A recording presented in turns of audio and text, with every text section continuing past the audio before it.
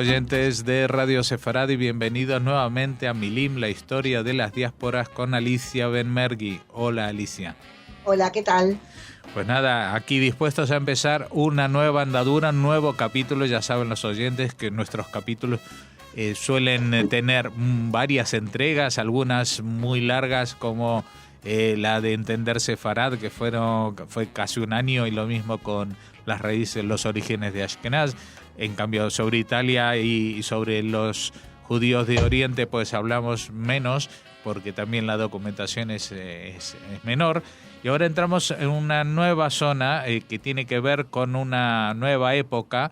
En todas las entregas anteriores habíamos llegado prácticamente a la Edad Moderna, siglo XV, XVI, y a partir de allí vamos a hablar ahora específicamente de la dispersión, del exilio y la clandestinidad de los judíos sefardíes, los que se fueron y de los que se quedaron.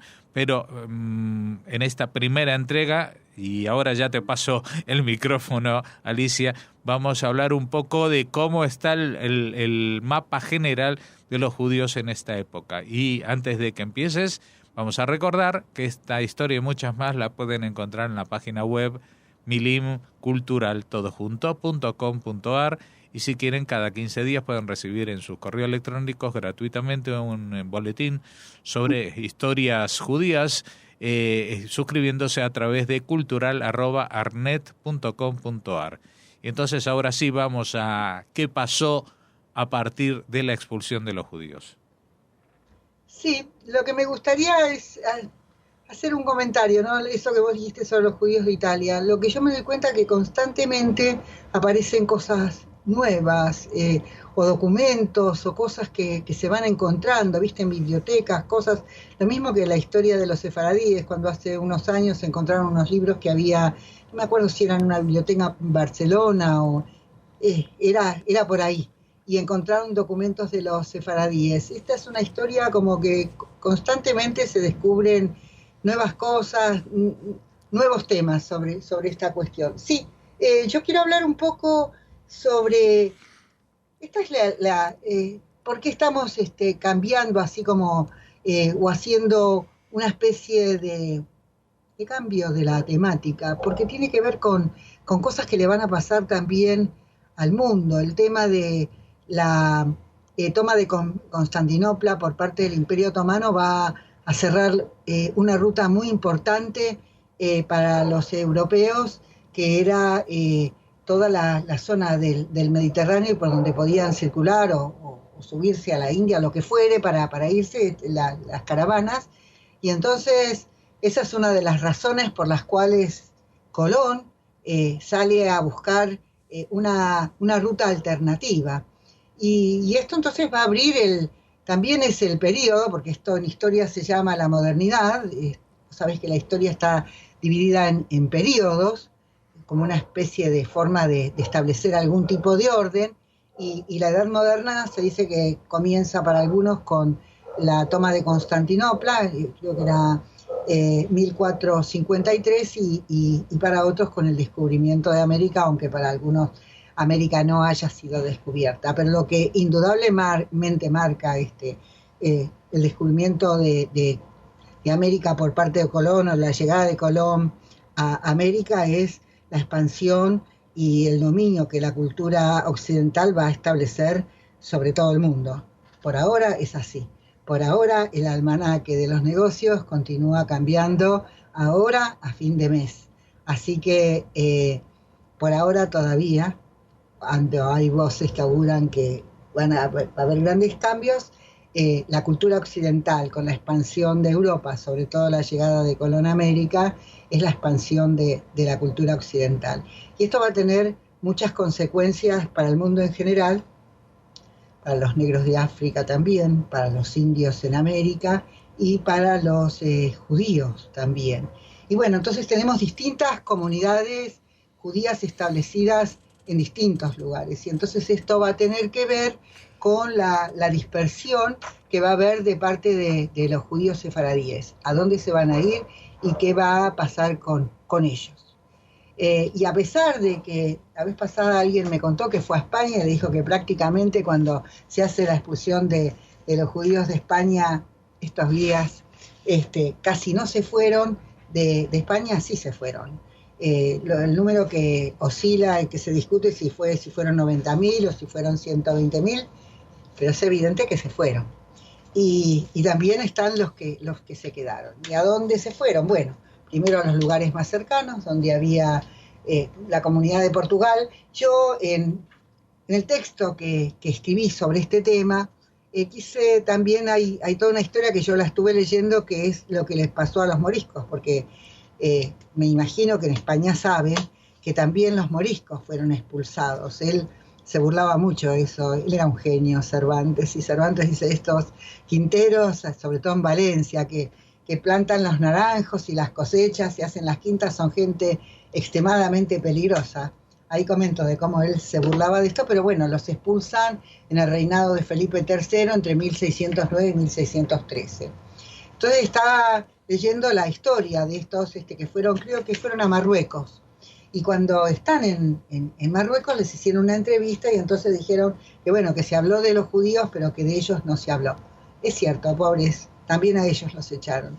Lo que yo estoy tratando de establecer es, porque a veces ni los mismos judíos se dan cuenta de esto, es la profunda diferencia que existía entre ambos. Seguramente está la gente también que estaba adaptada a la vida ahí en la península ibérica, seguro. Los musulmanes llegaron en el 714 creo, a la península ibérica. Los judíos habían llegado bastante antes, pero no se trata de eso. Se trata de que si ellos si practicaban o no el Islam, era una cosa, pero tenían a dónde ir, tenían dónde ser recibidos. Pensemos todo lo que abarca la religión islámica, incluso ya abarcaba en esa época parte de África, una gran parte de África, gran parte de Asia, luego también una parte de Europa.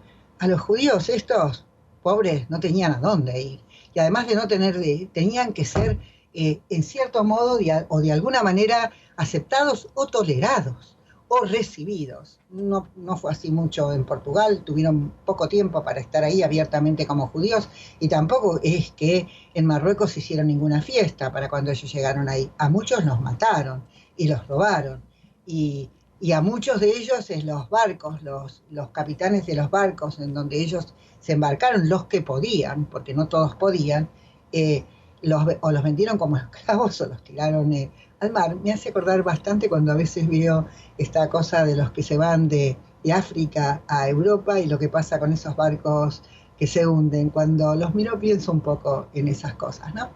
Bueno, entonces tenemos comunidades judías establecidas en muchos lugares y muy importantes. Y si bien esta comunidad sefaradí fue extremadamente importante culturalmente, y eso se va a ver por todos los lugares a donde van a ir, la vez pasada conté cómo tenían un monopolio del poder religioso, como era una especie de aristocracia ahí en Livorno, pero eso fue así en casi todas las partes donde ellos estuvieron. Eso fue una de las características que estos sefaradíes tuvieron. Sefaradíes después, a principios del siglo XIX se les va a empezar a llamar sefaradíes, un poco después. En aquella época eran los exiliados de Castilla, no los exiliados, los de Castilla, y creo que también le decían levantinos en otros lugares.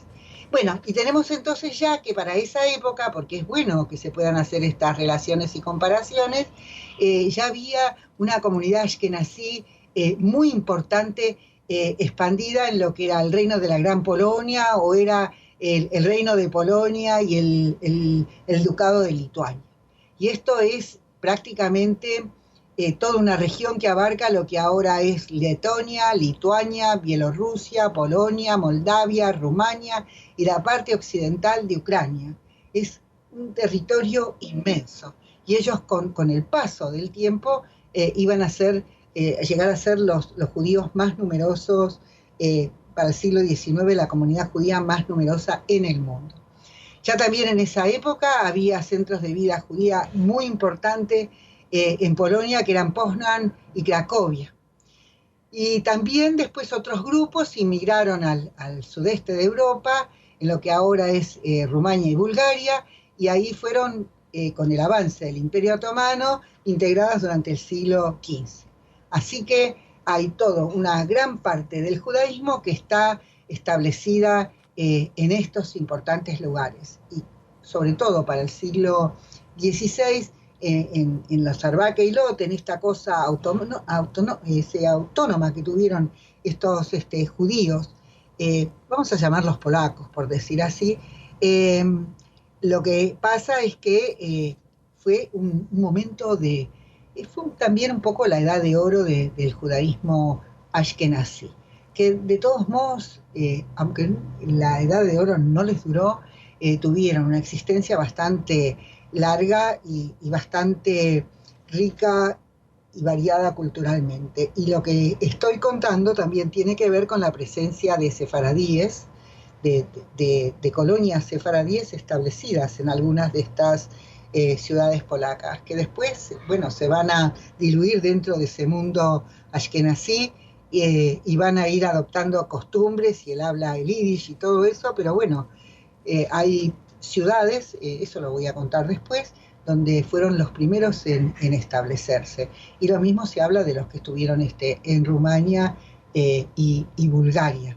Tiene que ver, es una historia de una dispersión muy importante, pero estamos hablando de otras comunidades judías importantes que estaban en el resto del mundo. Las otras estaban en Medio Oriente y también en lo que es Persia, en las pequeñas ciudades de los puertos o en las metrópolis en Medio Oriente. Estamos hablando de lo que era Egipto, de lo que era Irak, Irán, todas estas regiones. Pero también no hablé de África del Norte. En África del Norte, los judíos que estaban instalados ahí y que no se fueron a España eran muy antiguos, estaban desde épocas bastante lejanas. Yo una vez conté que en el cementerio de Volubilis había tumbas de judíos que estaban viviendo ahí del siglo, creo que 3 de nuestra era. Así que lo mismo pasó en Túnez, en Tlemcen o Argelia, y lo que son los judíos de Libia, que eran judíos muy, pero muy antiguos. Así que después también los tenemos en lo que era la península arábiga, lo que es la costa en Asia Central también, y en la costa oeste del subcontinente indio. Todo esto tiene una gran importancia porque, bueno, hay distintas áreas que están pobladas por judíos, pero culturalmente la más importante, la que va a ser la heredera de esa fuente enorme de filosofía y cultura y observancia judía que fue el judaísmo español, el que estaba ahí en Castilla y el que estuvo en los reinos de Aragón, van a ser los judíos ashkenazí. ¿Podemos seguir charlando un poco de estos temas, Jorge? Sí.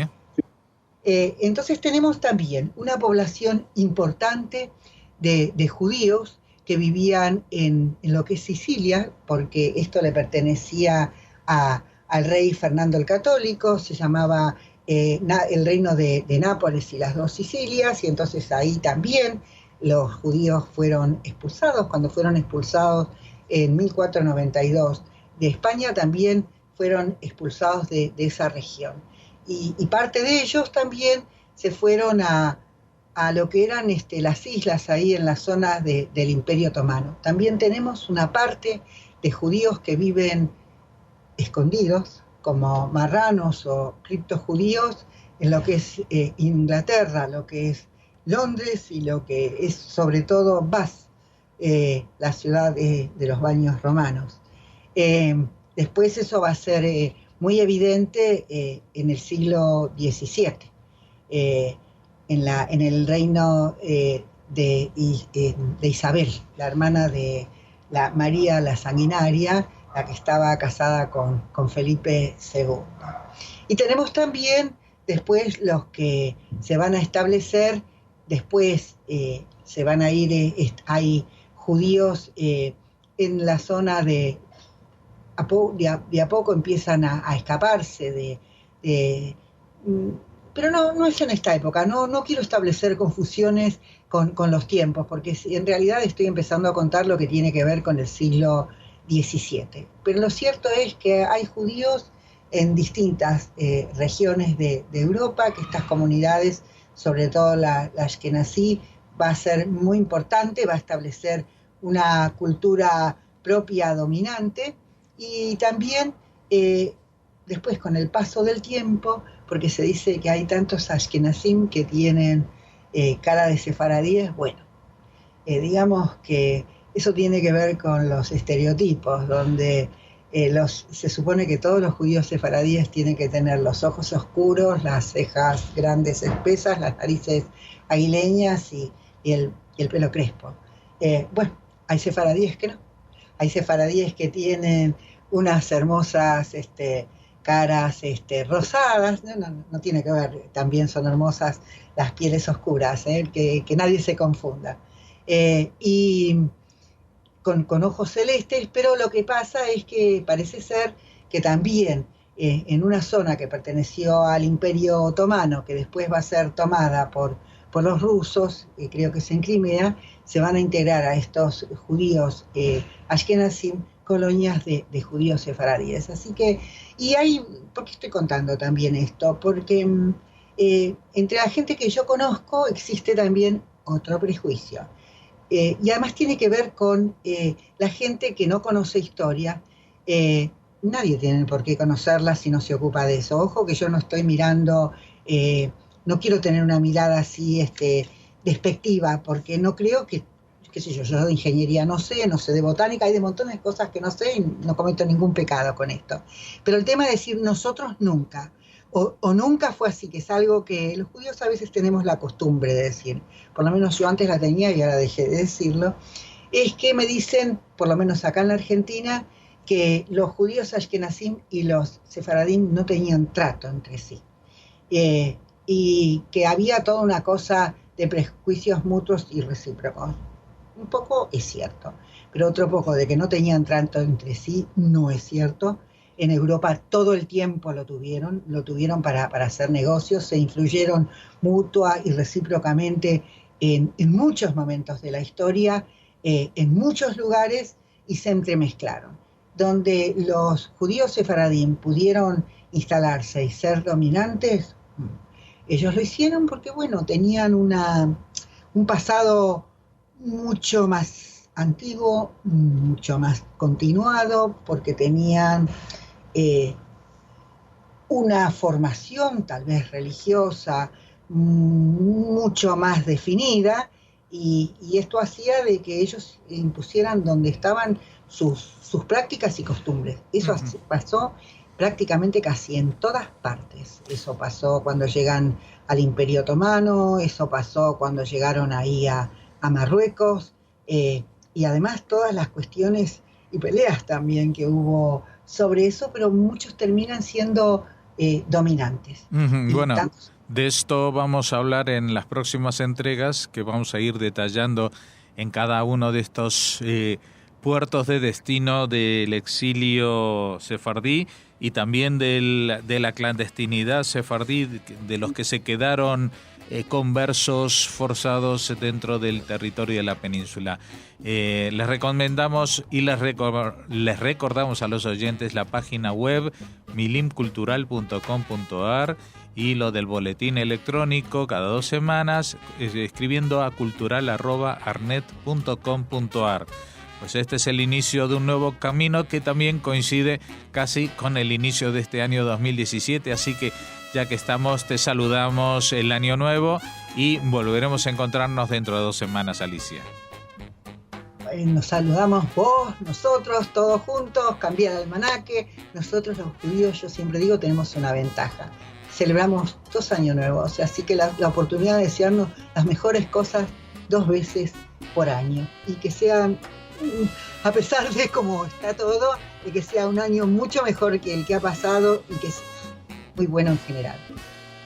Hasta el año que viene.